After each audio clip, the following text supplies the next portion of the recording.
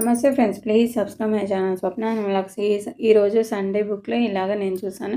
అల్లంలో ఇన్ని వెరైటీస్ ఉంటాయి, ఇన్ని రకాలు ఉంటాయి, అల్లం ఈ కలర్లో కూడా ఉంటుందా అని నేను చూసాను. మీకు కూడా తెలిస్తే చెప్పండి. అల్లం అనేది తురిమి ఎండబెడితే అల్లం అనేది గట్టిగా అయిన తర్వాత శొంఠి అనేది తయారవుతుంది. ఆ పొడిని కూడా మనం అన్ని రకాలుగా దేంట్లో అయినా వాడుకోవచ్చు.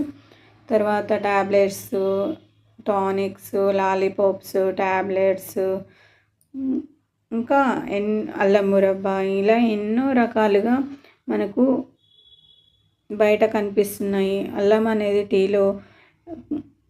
టీలో అయినా ఇంకా అన్ని రకాలుగా మనకు మన శరీరానికి అల్లం అనేది ఎంతో చాలా చాలా మంచిది. అప్పుడప్పుడు ట్రై చేస్తుండండి.